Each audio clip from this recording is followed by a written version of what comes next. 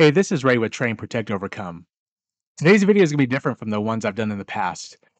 In this video, I'll be interviewing the owner of Dark Ridge USA. Dark Ridge USA makes the best fire starters on the market, I think. Many hours of research and development have been put into the design of this product. They're always wondering what can make this better so that when someone needs to be safe, that it will not fail. The owner is Jose Parra. He's based out of the Bay Area here in California. He runs his business from his home with the support of his family, and all the materials are based in the US and put together by Jose himself.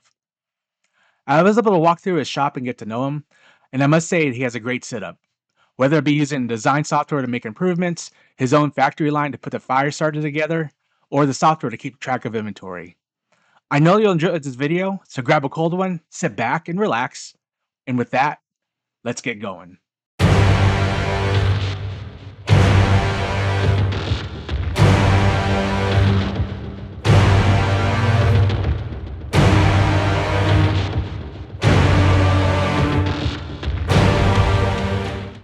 Hey, this is Ray with Train, Protect, Overcome. Today we have a special guest. This will be actually the first time that we interviewed somebody. I want to try to start interviewing other people that have own businesses and kind of within the trade of this channel. And today I have the pleasure and honor of interviewing Jose Parra, who's the owner of Dark Ridge USA. I did a review of of his product, and that should be up before this comes up. So I'm thinking, I'll probably have that review video this week up and then put this up maybe next week.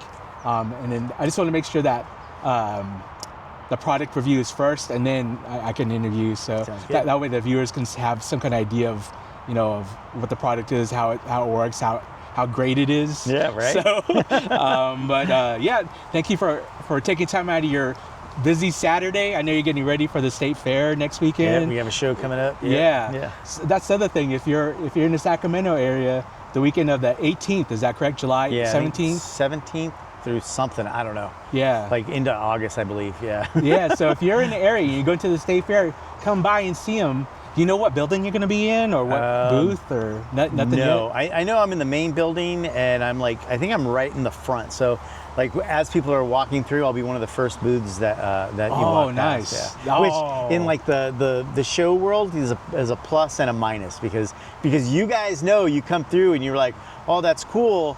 But let me go check other things first. That's true. So that's what happens. It's a good and a bad thing. That is true. But yeah, that is so true. But if you're in the area in Sacramento, you're going to the state fair, or if you're nearby, go to the state fair, check him out, check his booth out. He's going to be selling his product, which we're going to be talking about. And like I said, it's a great product. I've been using it for, I think, a couple of years now. When I first met you a couple of years ago. Yeah. Let's get going with the interview, and let's go.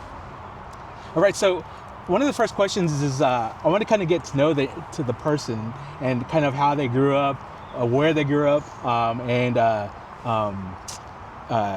this where you started from, because I find it interesting that where you are now, and if you think back where you were as a kid growing up, it kind of develops and it kind of builds you up to this point where you are right now. So where'd you grow up, and So I'm a rare beast. I am a California native. I was born in Oakland, California, and then raised in San Lorenzo, California. So my dad was kind of a fix-it-all kind of guy. Very handy, really good with woodworking, and food. That's another thing. Like we love to cook as well. But and then my next door neighbor. So these are my influences. My next door neighbor, Oscar. He was a airplane mechanic. I think it was United is who he worked for. So between my dad and Oscar, I was just kind of roaming around between both houses. Really, like I always saw Oscar as like a grandfather. And Oscar was a big tinkerer. Oscar's workbench was always magical to me. He was always taking things apart, putting things back together. Really, I got a sense of how things work with my time spent with Oscar. And then hands-on, practical, like this is how you make a bench is how you make a picnic table. That was all through my dad. So like I would say like the woodworking part, that's all my dad, and then all of like the mechanical stuff, that was all influenced from Oscar Gross. Yeah, I think that's great because you mentioned that, and thinking back to my childhood, that's kind of how it was back in the day. You kind of learn stuff from your elders and stuff, but I don't think it's really around nowadays, and it's hard to find somebody like that. I tell folks like the way I grew up in Little San Lorenzo, 1970s San Lorenzo, we'd get up on a Saturday and my dad would tell me, hey, do you hear that? And I'd hear like a saw or a hammer going in the neighborhood. And he goes, yeah. He's like, let's go do it. So we would go and find the neighbor and would just start helping. Nice. Like, what do you need help with? Like, my son can sweep.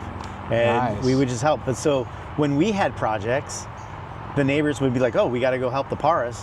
Like, let's go help the Parras. So the whole community came together. I've cleared shingles off roofs to get the roofs done. That's like great. help pour foundations on back in the day we called them rumpus rooms, but family rooms. Yeah. Like when people are doing add-ons or remodels. Yeah. So like all that from a very young age to our own stuff that we did at the house, to like I see Oscar tear something apart, and now my bike's in a million pieces, and I'm trying to figure out how does that go back together. You mentioned rumpus room. I haven't heard that term in so long. Right. Man, that brings back some memories. Right? It's the vintage, my friend. Yeah. That's awesome. You grew up like that, and I kind of see how, because you were showing me around your shop earlier. Yeah. And I see, what you're talking about, and then how it is now, like how everything's set up in the shop, and Oh man. Like one of my early memories is Oscar would always have a thermos, a Stanley thermos, at his bench, and he would drink coffee all day. Yeah. So I didn't show you this piece, but I have like on my workbench on the shelf, I have like a collage of all of the family, the kids, my mom, my dad, like everybody's like on this collage, and right next to it, I have a Stanley thermos for Oscar. Oh, so, nice. That's so awesome. It's a little kind of remember, your roots. Yeah. That is awesome. Yeah. Man, that's.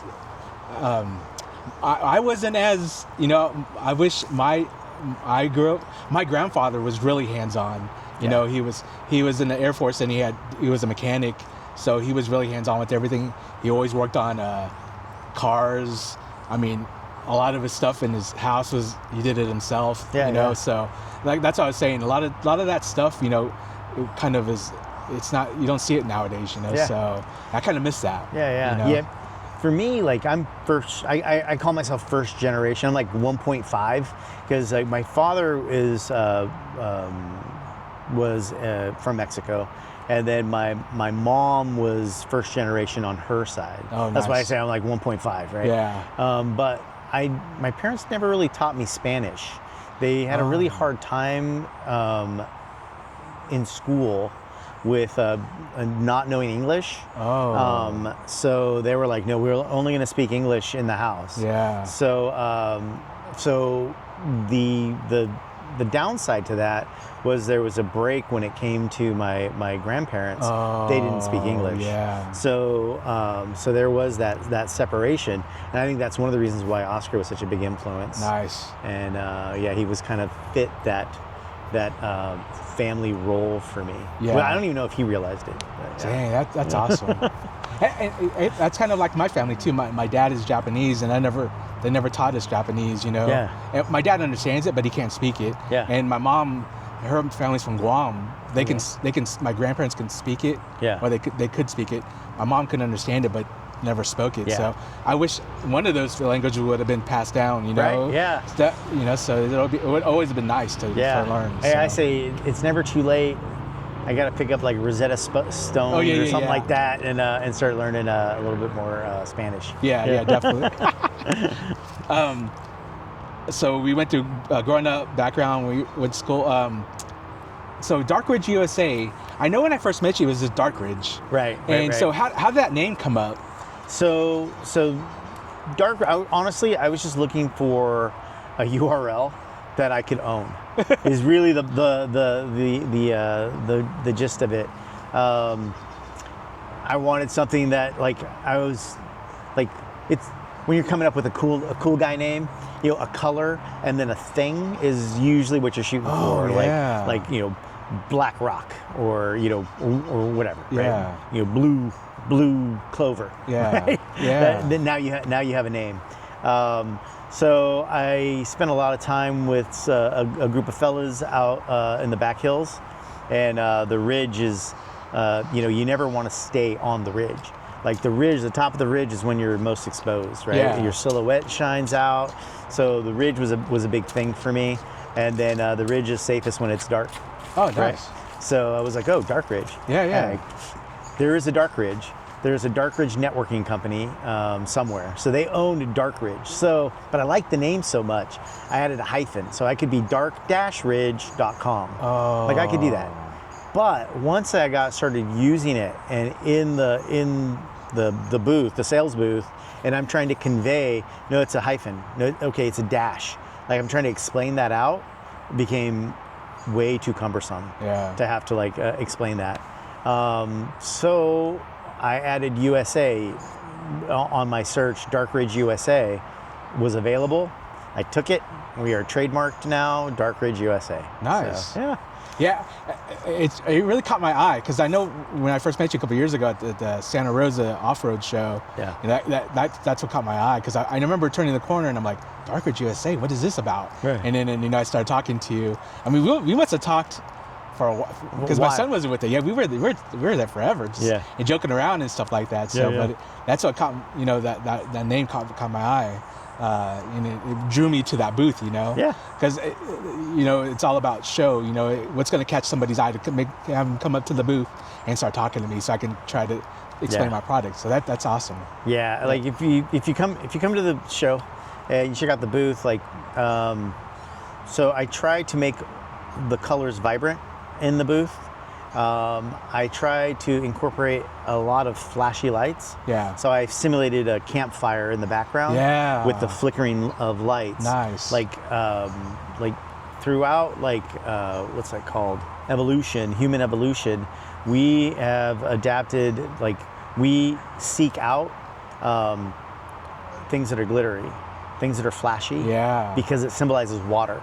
So we're always in the hunt for water. So evolutionarily, that has been built into us. That's why women like diamonds. That's why we like shiny things. Yeah.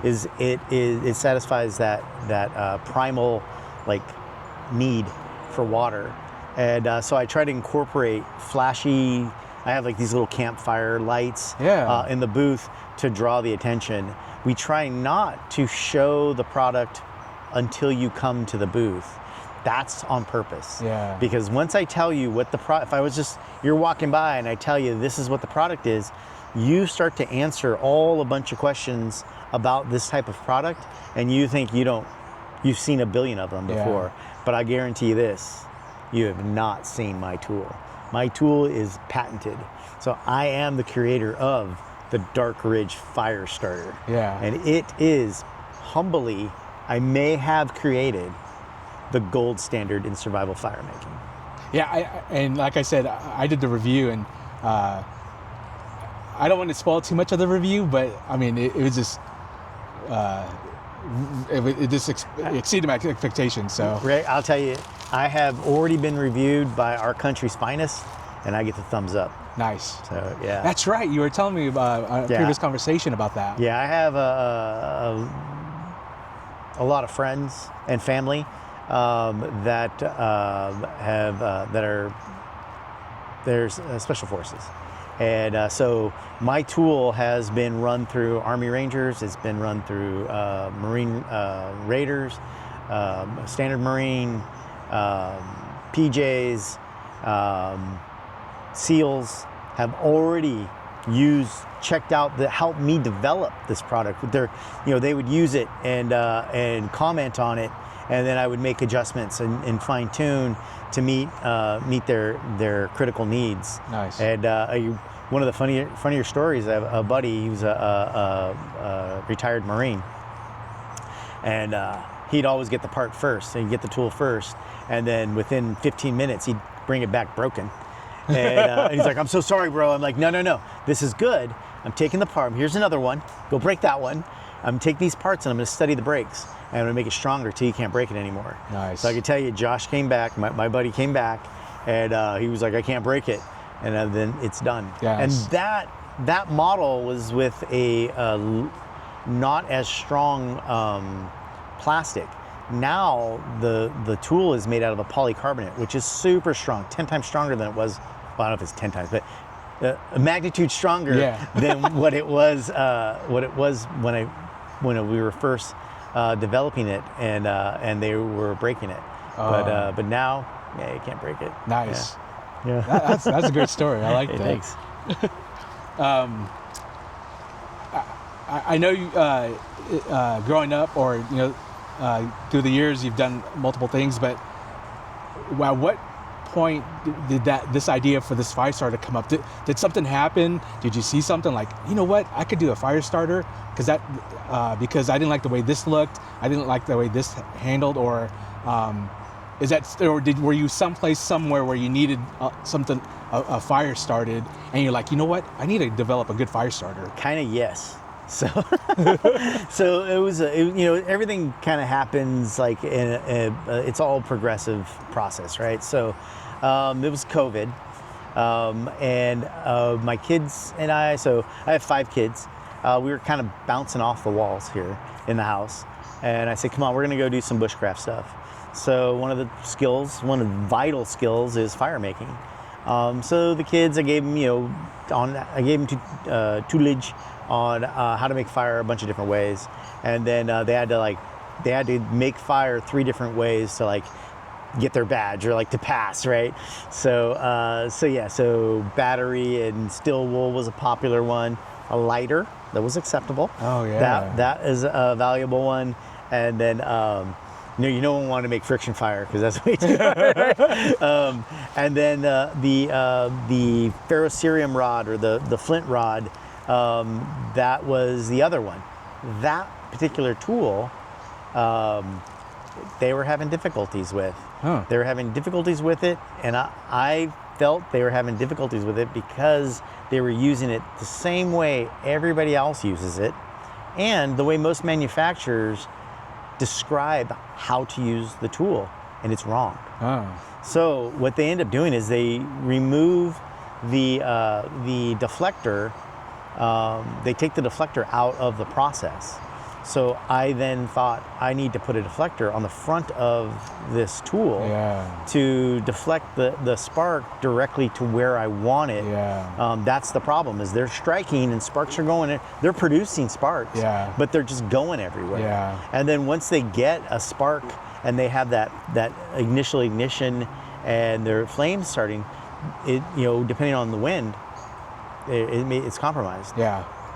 So then I developed the spark hood, and then from that, it was just kind of a fun thing we were kind of doing, out and about. Then I went, to the hills with the fellas, and showed them, hey guys, look at this, thing I made, and everybody wanted one. They're like, oh yeah, I want to check that out. And then it kind of felt like it was good, like there was a demand for it.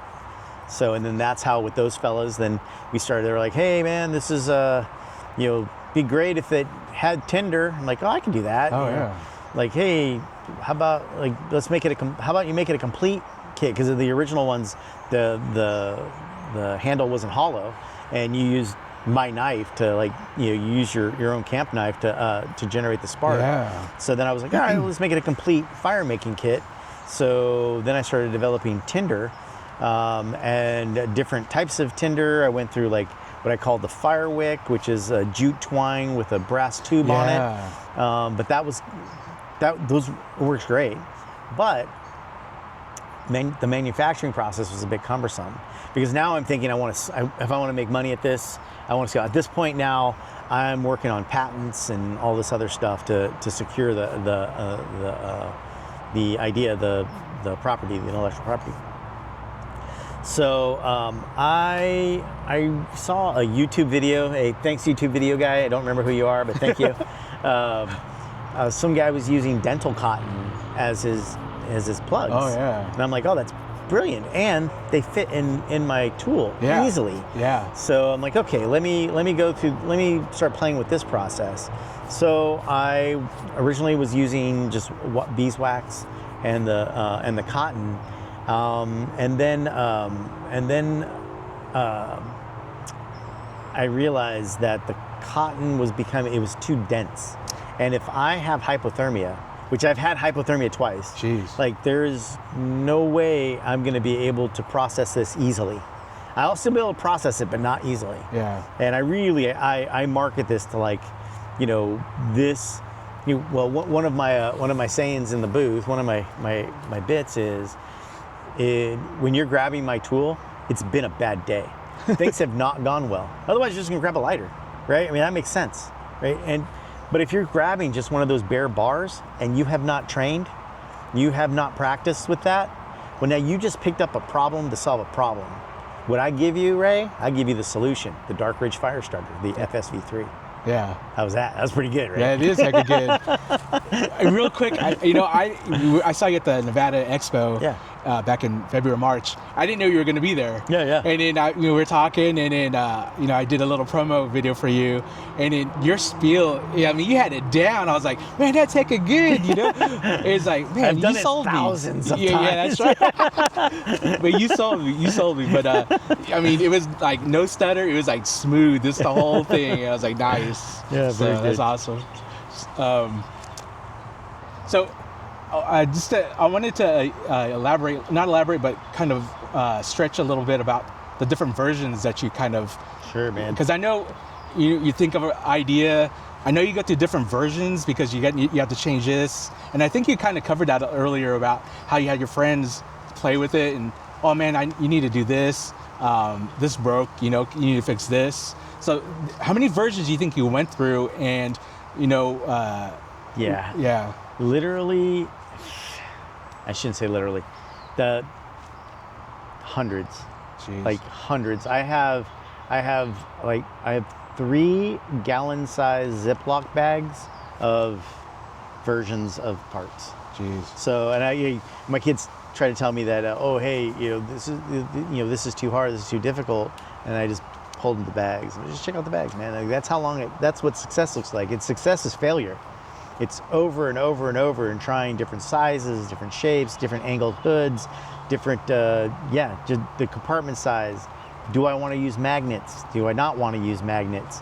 Like, all this stuff, like, goes into making the tool. I have, the FSV3, that stands for version 3. The V3 is version 3. I was wondering about that. I was having difficulties coming up with the name. Every time I come up with a name, somebody else had it. Yeah. So I went the way of WD-40. So it's just FS Firestarter version 3. Nice. And there are versions, version 0.1 up. Nice. Until I got to version 3. And I think technically this is like version 3.35 or something like that. But yeah, so we settled on version 3.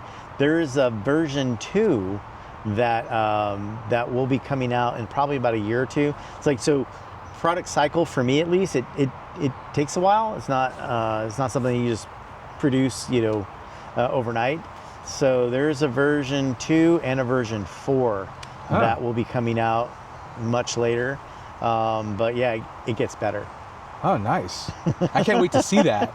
I was going to say something. I don't want to ruin the review but that one of the changes you showed me, like I said, I don't want to give it out, but I liked it. And I think we talked about it in our previous conversation about, the other, I don't know if it's a version, but how we liked it, and we kind of had the same reason why we liked it. I think you're talking about version 2. Oh, okay. And version 2 will probably be the next iteration that comes out. Nice. And Yeah, it'll work with equipment that you already have. Oh, nice. I'll put the teaser out there. Yeah. Stay tuned. But you definitely want version 3. Version 3 is good.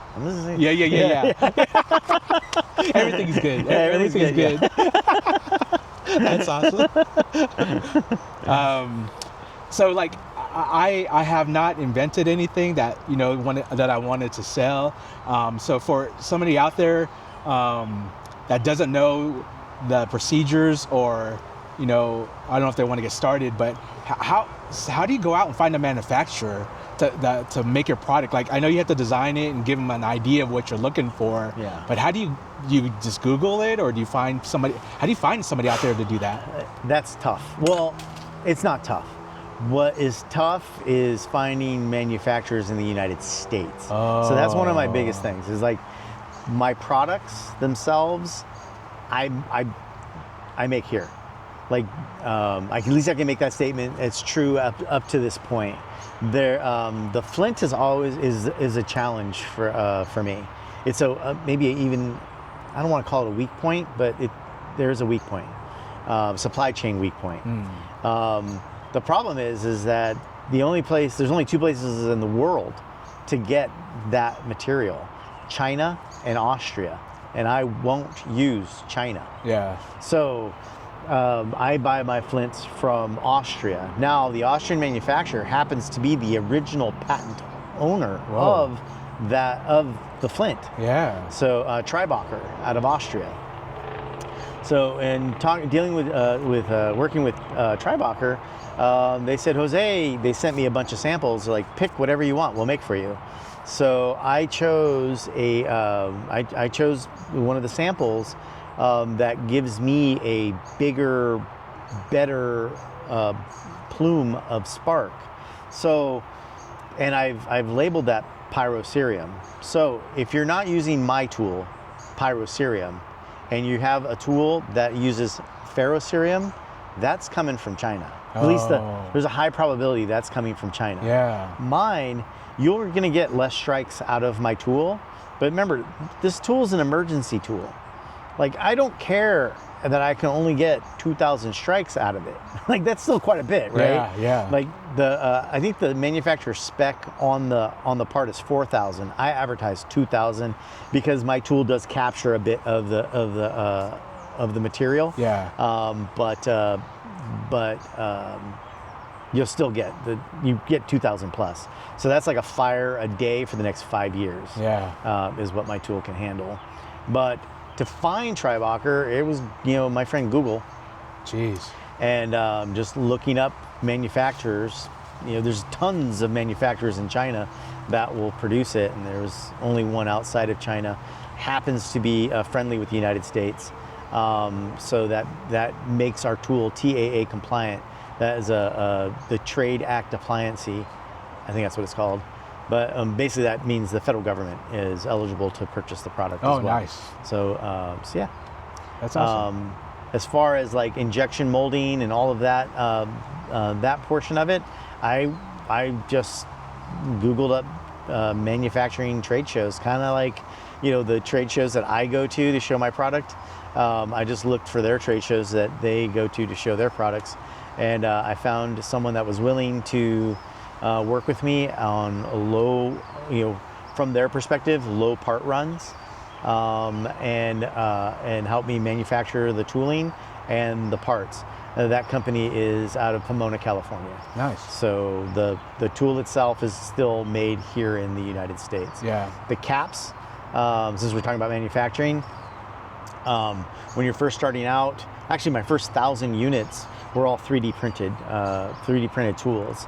So the first part of manufacturing now with 3D printing is just in the house 3D printing parts.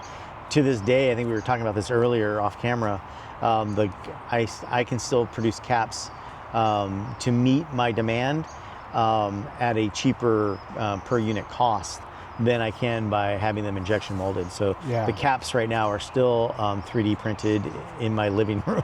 Yeah, you showed me that setup there. Now I was like, man, this is awesome, Because you had two of the printers going at the same time, and you're coming back home from and looking, and you just let it run, Yeah, they're my robots. They run 24/7. That's awesome. Yeah. And that's good that you can make it locally, at your home too, and reduce the cost of everything. But it's also good that everything, most of everything is made here in the U.S. Yeah. And not have to get anything from China, Yeah. My strikers are produced out of a company in Utah. Oh, nice. So it's my design. They cut the steel for me, and we use a blue spring steel. Yeah. And I think it's pretty darn good. And you're talking about the newer version of the strikers, right? Yeah. I didn't want to say, like I said, I didn't want to give too much of the review out before it came out, but I'm telling you, and I told you this over the phone, that new striker, it's like, when I was reviewing it, that striker every time, and I don't know, compared to the old one worked, but the new one just seemed like it glided real easily over it. The original one is made out of stamped metal. Oh, yeah. So there's a burr that underneath that you need, so it makes it directional. So it has to be run in, like only one side of it works. Yeah. All sides from that side work, but if you flip the tool over, none of the sides work. Yeah. Because of the rolled burr. Yeah. So the new tool eliminates all of that. Oh. And I think it's a good size.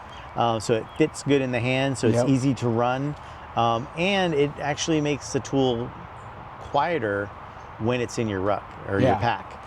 Because it's sized differently. There's very little, if no, rattle. Yeah, definitely. Yeah. And I agree with all that. You get your review. Yeah, I got my review. But everything you just said is, I think I mentioned in the review that, it fits between the fingers real well. I can't tell you how I was just so impressed with that new striker. You should have seen me out after we did a part of the video. I looked at my wife and go, man, this striker is so awesome, No, I was so impressed with that one. Right, like I'll put my tool up against any other like survival fire making tool. Yeah, I truly believe I've created the gold standard in survival fire making. Yeah, and just to piggyback, is that you mentioned survival. I have a bug out bag, and I have one in my bug out bag, and I have one that I usually keep in the truck. And then, but just because you never know when you're gonna need it. Yeah. And like you said, it's not like you're gonna use it every day, or it's like it's supposed to be for emergency, but you can use it whenever you want to. Yeah. But that's awesome. So yeah. I think my next question was kind of answered already about how hard. So when you when you were developing this product, were you using any certain software to kind of draft it up, or was it just like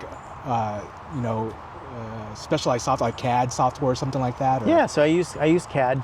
I didn't know CAD. Yeah. So my background, I was a graphic artist for like the first 7 years out of college. Nice. And then I ran into some issues. It turns out I like to eat, so I wasn't making much money, right? Yeah, so then I went back to school and got a couple degrees in computer science. So then I have, so now we're leveraging the art background and then the IT or the computer computer background. So I taught myself. It's not even around anymore. I think it was made by AutoCAD or Autodesk, and it was 123D. Oh. That was a pretty easy to get started. My first 3D printer was a Lulzbot printer, which I think that printer cost me like $3,000 back in the day, right? Which is hilarious. Yeah. When now I'm buying like these Bamboo Lab printers for like $300, and they're like outperform that very first Lulzbot printer that I picked up. But so I was using 123D, and then they end of lifed it, and then I swung over to Fusion 360, and I've been using Fusion 360 since. Again, self-taught, so I'm sure there's proper ways to use it, and then there's the way I use it. But at the end of the day, I equate it to like survival, right? Like, you can use a tool, there's a tool is designed to be used a proper way. Yeah. But as long as you get the job done, it's survival. Yeah. It's done. Yeah. You I don't care if you, like my tool, I don't care if you're using your feet to make a fire, you made fire. It's maybe not the way I would demonstrate how to make it, but you made fire. Might not be the proper way, but you made fire. Exactly. Yeah. That's awesome. Yeah, you kind of brought out, because that's what IT, you know. Yeah. But yeah, that's all, how you. I was going to ask you when you said it was that software was end of life, you know. I was going to ask if you know if you can still use it. You're just not going to get supported anymore on that thing. Yeah. So you can still use it, but I was running into an issue where something wasn't supported by it anymore. So there was like something that was like, I could use the program, but I can't remember what it was that was not working with when I wanted to like cut it over to 3D. So I had to move on to something else. And there's some other free stuff that's out there. Yeah. But I wanted to go with a more robust platform that I could do more. Yeah. With. I mean, it's an investment, so, and it's helping you. So yeah, that's awesome. One of the things we've been talking about is, and you mentioned it earlier, about the strikes. You know, it's said it's made for 4,000, but you mentioned 2,000 strikes. Yeah. So for somebody that doesn't, I guess, not used to a fire starter or never used it, how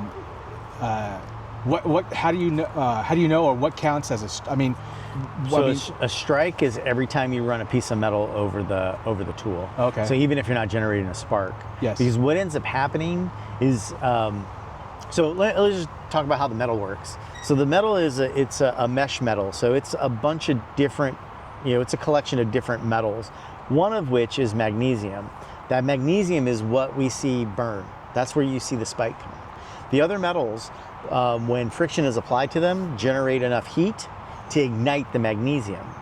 So if you're scraping, you're still scraping material off the tool, but maybe not generating enough friction to create the heat to ignite the magnesium. So, but that doesn't go to waste. Yeah. Because once you do, all of that powder that you've just created a bundle, that just poof, that will light up. That's good to know. I didn't know about that. I didn't even think about that residue. Even though it didn't spark, that residue at the end will still light up. I didn't think about that until you mentioned that. Yeah, no, it'll still burn. Yeah. So it may take like 4 strikes because you're not generating enough friction to get the fire lit, but that material won't go to waste. Yeah. It's still gonna help propagate that fire. That's awesome. Yeah.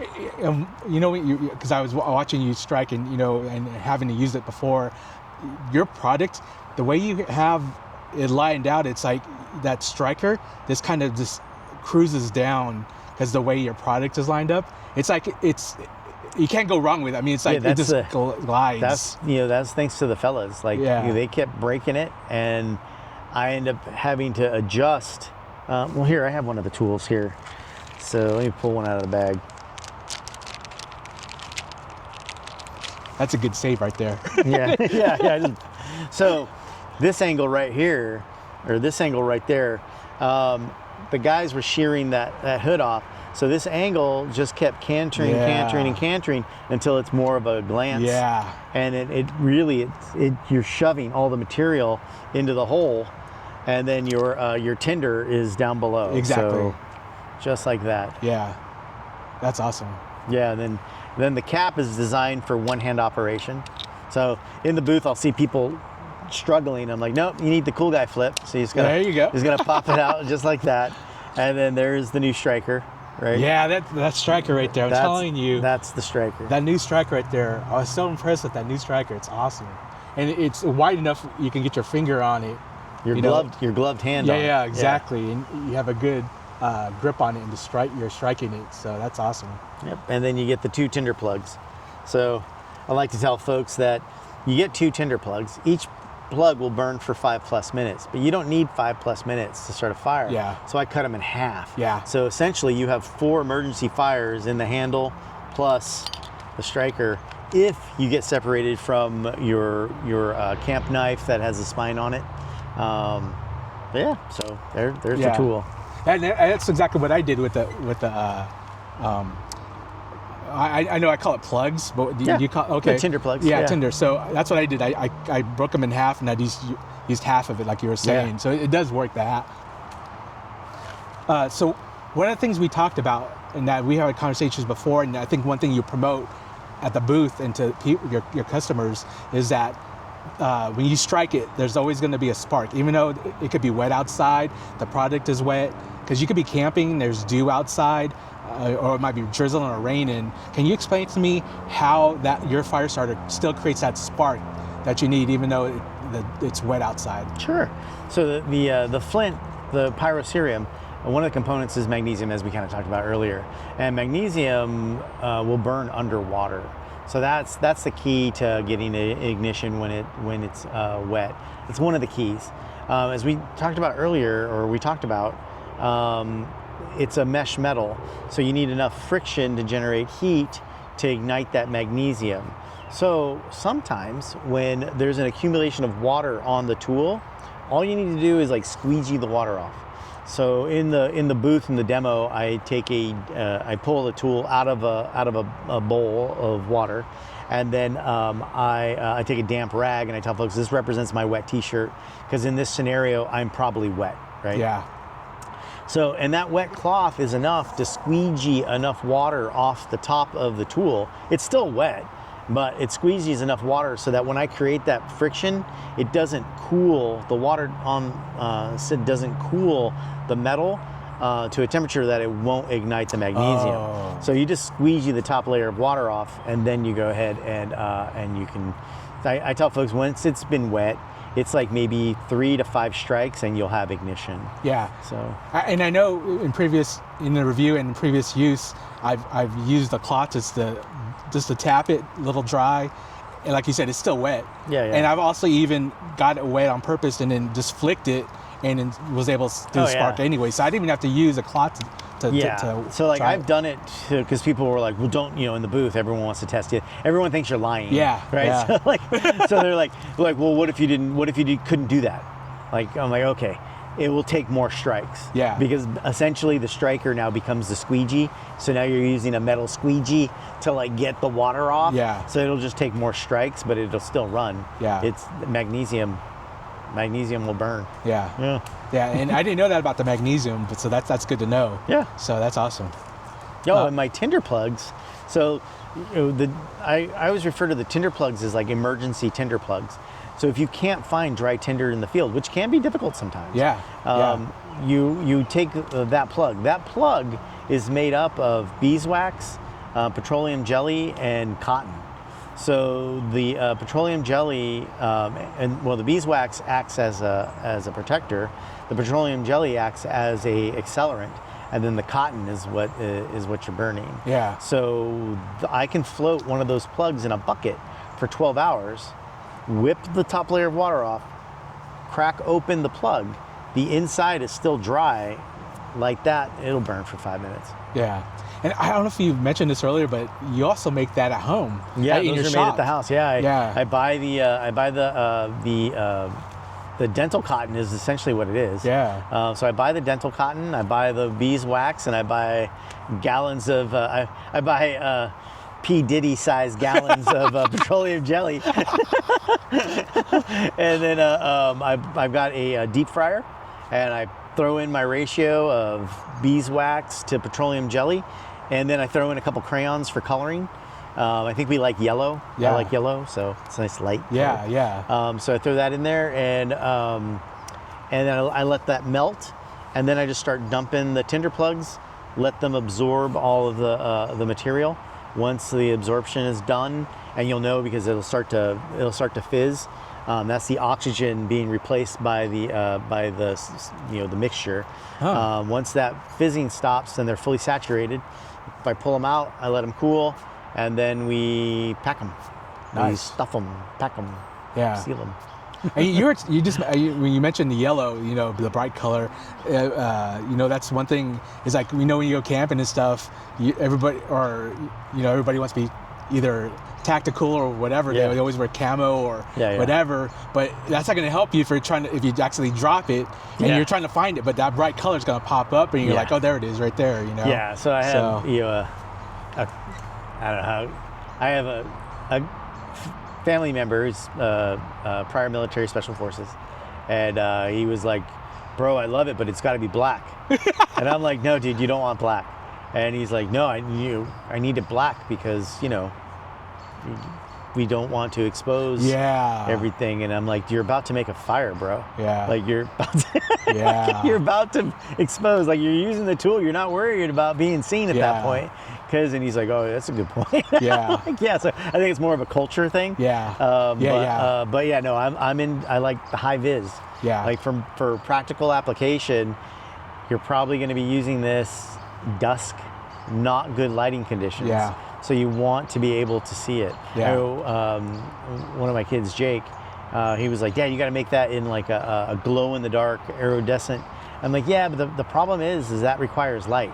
Yeah. So it has to be exposed to light first. Yeah. Otherwise, I would totally make these things glow in the dark." Exactly. But the tool should not be exposed. The tool should be like, it's an important tool. It should be kept securely in your pack or your ruck. That's not something you want dangling off your gear. You don't need to grab that like super fast for any reason. It should be part of a kit that you have that's well retained. Yeah. So no sunlight. Exactly. I actually want to work on a dump sack that the tool will fit in, so you can run the dump sack on your belt, pop it open, and gather natural tinder, and then it's all right there for you as you're hiking or rucking or doing whatever outdoor adventure you're doing. You can collect as you go, and then make that part of like a kit. That was a good idea right there. Yeah, thanks. Because I wasn't going to bring this up, but using it for the last couple of years here and there, and then camping or whatever. Yeah. I was going to ask if you were going to make a case for it. That way, that way you could keep it enclosed and stuff like that. But that's even a better idea, collecting the tinder as you go along, whatever. Well, and I tell folks, Ray, I'm like, "Hey, man, I gave you a watertight bag. Yeah. Like, it'll run wet. It runs better when it's not wet. Yeah. And I gave you a bag. Yeah. And I gave you this fancy paper slip-in thing, right? And there's your tinder right there. Yeah, we're talking survival now, right? Like, I'm gonna burn that. Like if I need it, it's there. Yeah. So there's the bag. But the pouch, I think, would be a nice accompaniment. Oh yeah, definitely. To the tool. That's something that you could use, because you should be looking for natural tinder, and just using your plugs for an emergency. I mean, unless you want to use the plugs and then you come back to Dark Ridge USA to buy more. Yeah, you always buy more. You can never have too much. You never too many plugs. Yeah, you can never have too many. I'm telling you, it's better to have it and not need it than need it and then not have it. Right? So, yeah, that's awesome. One of the things is you go to a lot of shows, and like I said, I ran into you a couple of years ago at the Santa Rosa show, and then I didn't know you were going to be at the Reno show this year, and I ran into you there, and you just came back from Wyoming and a show out there. So how do you find about the shows? Do you just look online, or people tell you about it word of mouth? Yeah, it's a kind of it's a couple different sources. So initially, we kind of were doing Googling fairs and festivals, right? Fairs and festivals, the first year I made like 1,000 units 3D printed. I called them prototype units that I was selling. So if you have a prototype unit, it's a unit without any stickers on it. So if you have a FSV3 with no stickers, dude, you have a 1 in 1,000 part tool. So that was the very first ones that went out. But so I started with those, and those are pretty like the fairs and festivals. They're pretty well like advertised, and they're always looking for stuff. So. And what I found is at those shows, my sales rate was like 1 unit every 15 minutes. It was the average, right? Which is good. That's good. But at those shows, you start to run into other people in your same space. Yeah. And then then it's the word of mouth comes in. It's like, whoa, what's a good show? What shows are you doing? What do you have coming up? And it's like, oh, you got to try out, this hunting expo. And once I started doing the hunting expos, the fishing, like I think my very first one was the International Sportsman Expo in Sacramento. So once I did that, my sales rate went from 1 every 15 minutes to 1 every 6 minutes. Oh. Yeah. So yeah, it blew up. Nice. So I actually, my very first show, I didn't bring enough units and I sold out. Oh, so yeah, that's always good though. It is. It's great. It's a good. How can I put it? It's like a double-edged sword, right? It's like, it's great that I was in that much demand. It's bad because that means I missed out on sales. Oh. Like I'd much rather, like a good show is when I have like 2 units left at the end of the show. Oh, there you go. Right? Nice. Like I had enough to fill to sell everyone that I could possibly sell. Nice. That's a good show. Yeah. That's awesome. I want to sell out like right at closing on the last day. That's probably the best time to go around. Everybody's, I don't want to carry this back. Yeah. So. Oh no, I will carry it. That's awesome. Yeah. And speaking of shows, you got the one coming up. Yeah, we have the California State Fair coming up. That's a 3-week show. So I'll be there, man, in my booth, doing demos. Demos are free. I do demos all day long. And then after that, I've put in an application with the Texas State Fair. Now, to get into these venues, they're highly sought for.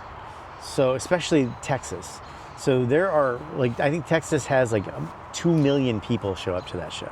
So everybody wants to get in that show because it's all numbers, right? It's like dating. It's all about numbers. Yeah. So like the more gals you ask out, the more dates you're gonna get. So 2 million, that's a lot of dates. So yeah. So I'm in a queue. If they have openings, then I can go in and I pay my fee, and then I'll have a booth. If not, everybody wants to go back. If you've got a good product and it's selling there, and with that amount of traffic, most people are going to do pretty well. Yeah. If you have a decent product, definitely, you'll do fairly well. So it's going to be difficult.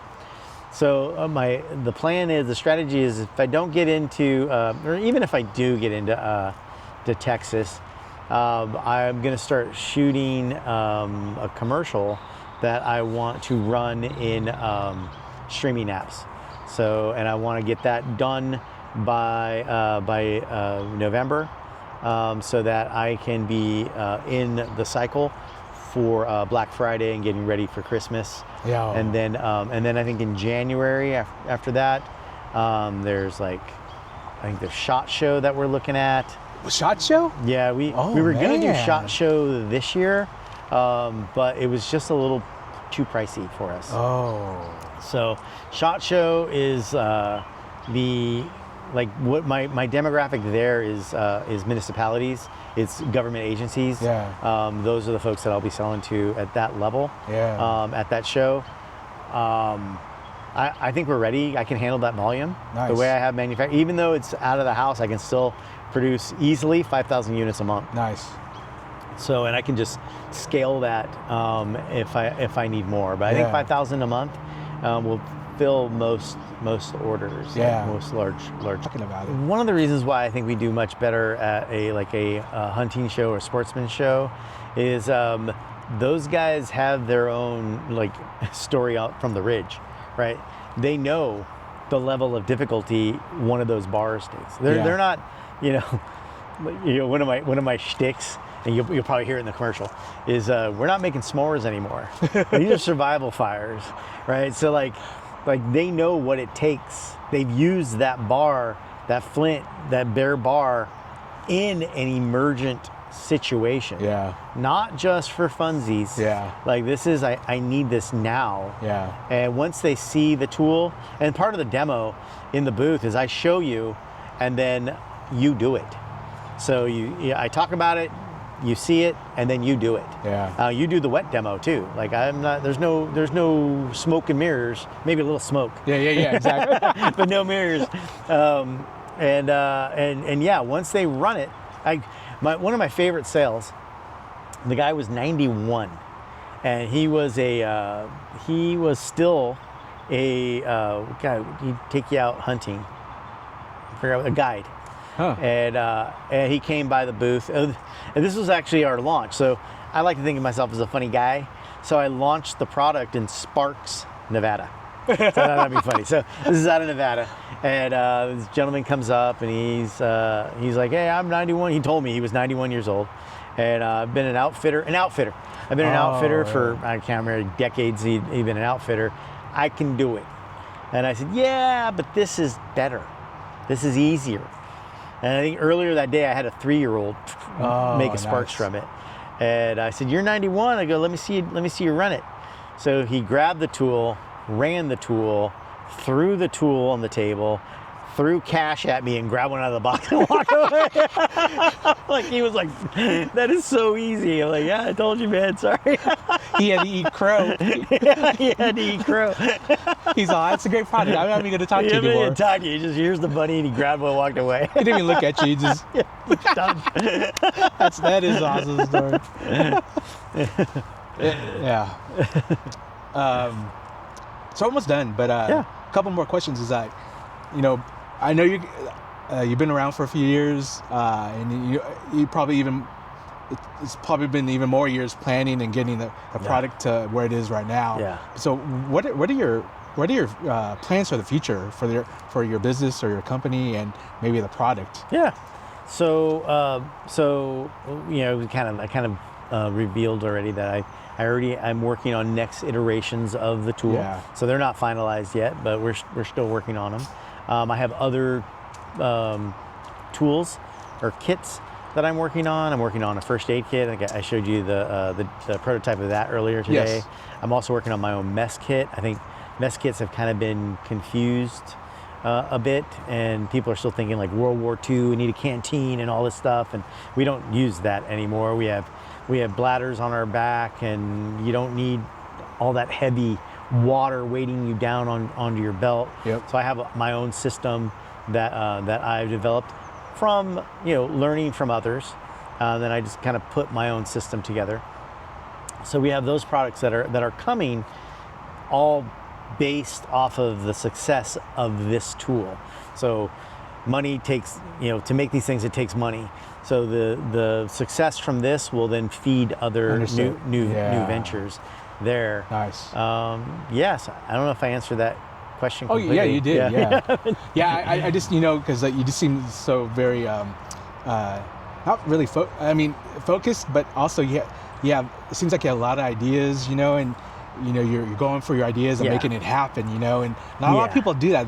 Some people think about it and they're like, it's too much work, you know, but you seem like, hey, this seems like a great idea, I'm going with it, you know. Yeah. And that's an awesome trait to have, though. Yeah, you got to be a little insane.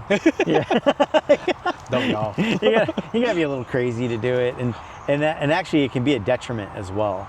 So I have to really rein myself in, because I call it squirreled. I can get squirreled really fast. And like, I mean, you came to the house, and I think I showed you a prototype for a camping knife. Yeah. 2 different first aid kits. You didn't see the mess kit yet. No, I didn't. So like just those, that was like 2 feet into my house, and or 5 feet into the house, and you're like, crap, he's already got all this other stuff going on. So like, I have to be thinking about the future, but I need to stay like 90% focused on now. Yeah. Because if I don't think about the future, then I'm just a one tool company. Yeah. And it's not really a brand at that point. It's just the Dark Ridge Fire Starter. Yeah. So I'm building this brand, and that brand needs to have other components. I have a quick deploy Ridgeline set up that it's nothing that I invented. This is just a collection of learnings that I picked up from other people in the field that I then turn into a kit that now you don't have to produce anything. It's there. It's off the shelf. You can buy it, throw it in your ruck. Everything's going to be made here in the United States, and you can have a shelter up in like less than 2 minutes. Yeah. You're good to go. You know, kind of going back, and you just mentioned being made in the U.S., kind of going back to the beginning of this interview, you know, usually whenever you hear made in the U.S., it's always expensive, you know, because like you can't get that cheap material out overseas, you know, stuff. But your product is, I think, is decently priced and everything. Yeah, I worked hard. I know when I look at, I know there's a company out there and they make a product, and you know they push, hey, this is made in U.S., but man, that product is like a couple $100, you know? Yeah.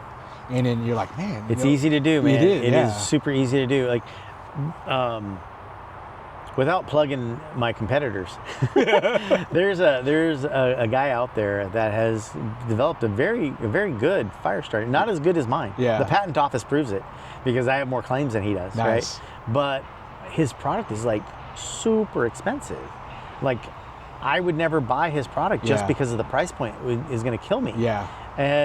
But looking just from my experiences with developing this tool and then looking at his tool, I know what happened. Like, he took it to a designer, or took it to a manufacturer and said, hey, I have this idea, let's make it. So then they said, oh, you need this tooling, you need that tooling, you need this, you need that. So then there's all this like proprietary stuff that now gets his costs super high. He has to sell them at, you know, over $100 or whatever, to just pull a profit, because he's got to pay all his tooling and everything, specialized tooling and everything. Where I didn't. I looked for the lowest common denominator, and then worked with that. And when I originally started building the like prototyping, I was using off-the-shelf material. Like. So I have a metal version of this tool that I'm working on. Whoa. That is, but it, So a metal version of the tool that I'm working on that uses stock extruded aluminum. Oh. So no fancy tooling. Yeah. Nothing special needed. It's just the way I cut the material and then seam the material. It works. Nice. So then you have an aluminized version of, that's the FSV4 that will be coming out later. I didn't want to bring that because like I knew that was kind of like a hidden thing. And I know you brought that up early, and I didn't want to bring it out. I was like, there's a teaser. I don't want to disclose too much. I'll ask him off camera about it. So that's a great idea. Yeah. So and that's the key, is using things off the shelf to make it work. Now, there's other parts that I can customize, like caps and plugs and that. My flint will still be my flint. It'll still be pyrocerium. That's still mine. And the hood design, I patented that. That's still mine. But now, how do I implement that at the inexpensive, less expensive manufacturing point, so that I can still offer the tool at a reasonable price? Exactly. So, because I try to make things that are for every person, not just, you know, the super rich guy. Exactly. And then a lot of people that have the best things are sponsored by different companies, and they're able to get free stuff, and they're able to get, or they have a lot of sponsorship that they make enough money to buy the expensive stuff. And I just want to reiterate, or I just want to emphasize that you're talking about, you're trying to make a product that's reasonably priced for just the everyday person. But that doesn't mean that your product, the quality has degraded at all. The quality is still good. I just want to make sure that's out there. The quality is still good. Like I said, I've tested it out numerous times. And I know your friends have too, and you've learned from those lessons, like you said. But I just want to let everybody know that, just because we're not paying $100 or over $100 for this fire starter, doesn't mean that the quality or the material is less than anything out there. This is where is this? It's a polycarbonate body that is super strong. So I haven't put it on the website yet, but I have a warranty on the product. So if you take the striker and you set it up on the shoulder here, just like that, and the flint is taller than the striker, and anything happens to the body, you mail me the broken parts, I mail you back a brand new tool. Nice. That's how much I stand behind my tool. No, this polycarbonate is pretty strong. Definitely. And I know the warranty with my stuff, when I buy something, if it has a good warranty, then that means that company stands behind their product, like you're saying. Like they believe in the product. I don't think anything's going to happen, but if anything does, I stand behind it. Exactly. So, again, I'm the child of the 70s. I grew up with Maglite, and I was always impressed with Maglite. They were like, anything happens, just send me the broken parts. We'll send you replacement parts. And it's a good quality piece of equipment. A Maglite. So I want to be Maglite. I want to be like that. I want to be like that guy. Exactly. Yeah, that's awesome. Yeah. I think we kind of covered the last question is where do you want your business to go, and I think you covered that with what your future for the business. So, I think that's pretty much it for the interview. Is there anything else that that I didn't ask that you want to bring up or I didn't cover that you want to share with the people out there? No, if there's anything I like to leave people with, at least like when you come to the booth, like what I want you to take away, even if you don't buy my tool, is that we're an American-made company. Like we're truly American-made. Like one of my little bits in the or I shouldn't say bits, but like part of my pitch is I can make the statement that we're American-made because I'm the American that makes them. Like this is truly a grassroots American-made product from my garage, in my wife's living room, on her kitchen table. Like we do all the packaging, we do everything. Like this is truly an American-made product, and I've gone through the effort to source all my material here in the United States. So I might not be directly at this point have employees on site, but I am supporting American companies that are. Yes. And that because it's that's what unites. Like we're the United States of America. Yeah. We're just not the states of America. Yeah. It's that unity that keeps us together, that makes us strong. Yeah. So I'm just trying to support us. Yeah. So. Very good. Very good. So that's it. Make sure you go check him out. If you're, like I said, if you're in the Sacramento area next week, for the rest of July, he's going to be at the California State Fair. Check out his booth. Get the product. I'm telling you, I've had the product for a couple of years, tested it out camping, hiking, did a review on it, put it to the test. And one of the things, that I push that I like is, even though it's wet, you're still gonna get that spark. So make sure you can check him out, buy the product.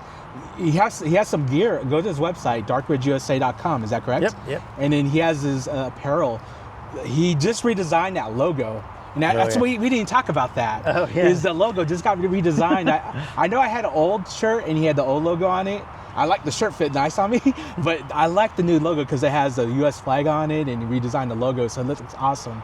But he has a shirt on his website. Do you have the hats on the website yet? I believe we have hats, we have shirts. And I have a new design that I haven't put out yet, but it's basically Dark Ridge. So it's a sunset with Dark Ridge, a ridge line that is blanked out, and then it reads Dark Ridge USA on it. So, nice. Yeah, I'll have to show you that. Yeah. I'll show you that later. But, yeah, definitely. Yeah. Are your patches available online too on your website or not yet? No, not yet. Oh, okay. But the patches actually are.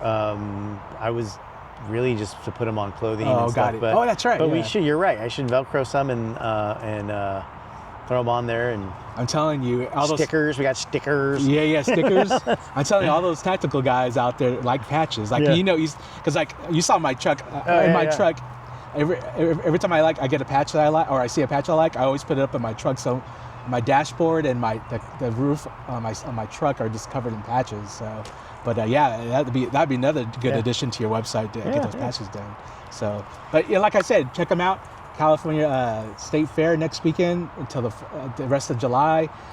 Support them. He's local in the Bay Area, small business. We want to see him explode and be out there and be in everybody's bug out bag, camping bag, whatever they're going outdoors that they need a fire. So check them out, darkridgeusa.com. And if you have any questions, can they email you? Yeah, please email at usa@darkridgeusa.com. Cool.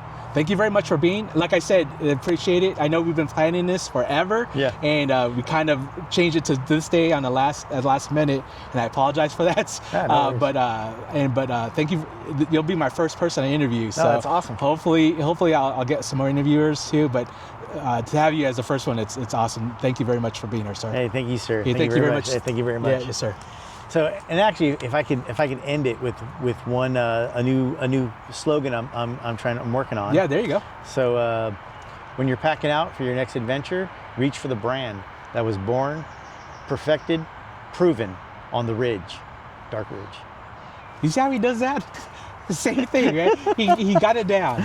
No stuttering. It's all smooth. So you know, it's smooth like that he really means it. He's backing his product and he believes in it. So like I said, go check him out. You can get his product on his website, darkridgeusa.com, or go check him out at a show. If you're going to the state fair, I know many of you are. If you're in California, you're going to go up to SAC and you're going to stay there for a couple of days or stay there for the day. You're going to be at that California State Fair, riding those rides, eating that food. You might as well go to that main hall, check out his booth, get one of his products that he's going to have there. And make sure if you go and see him and you see this video, tell him I said hi. Oh yeah, tell him. Yeah, that Ray, I saw that video you made with Ray. I'm here to buy your product. Well, thank you for being on this show. Like I said, you're my first interviewer, but that's it. Thanks for watching. If you like what you see, please make sure you like this video. Make sure you follow us on Train, Protect, Overcome. And make sure you go to Instagram, Train, Protect, Overcome, and follow us there too. Until next time, take care.